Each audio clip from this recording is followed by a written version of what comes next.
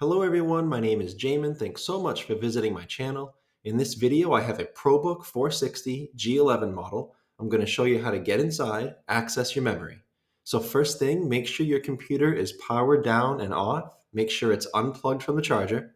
We're then going to flip the computer over to access our bottom case screws. You have 5 screws on this bottom case that need to be taken up. These screws are referred to as captive screws, which means they stay in the bottom case. You can't actually get them out. So after you're done unscrewing those, you're going to take a small, flat pry tool, and it's generally best to start out back near one of the 2 hinges.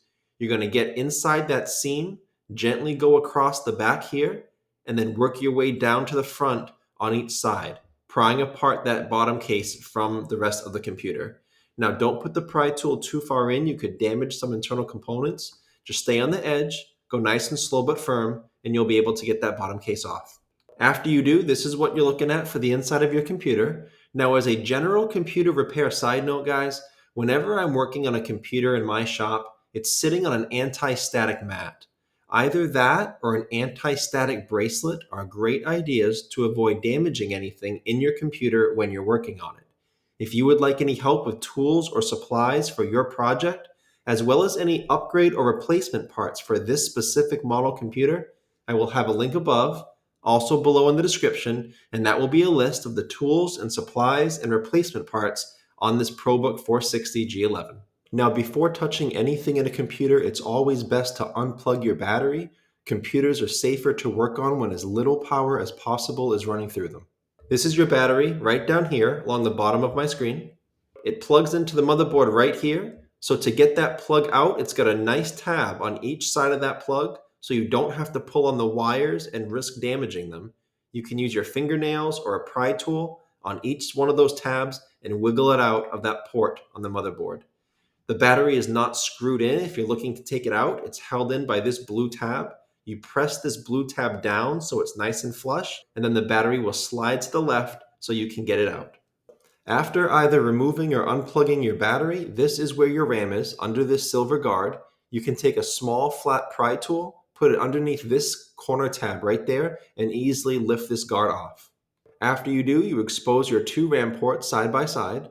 Now this computer takes DDR5 RAM at 5600 megahertz. I will have all the RAM spec information below in the description if you need it, but I will also include several replacement and upgrade options in that link I told you about, with all of the tools and supplies and replacement parts for this model computer.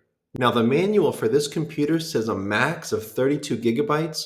However, because of the CPU that's used, you should be able to go as high as 96 gigabytes if you wanted to. So in that list, I will have a couple different low-cost replacement options. I will have an 8 gigabyte stick.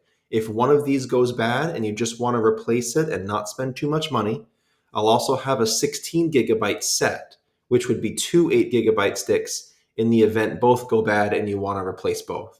However, on the upgrade side, I will have a 32 gigabyte kit, a 48 gigabyte kit, a 64 gigabyte kit, and a 96 gigabyte kit for those of you that really want to upgrade some speed in your computer.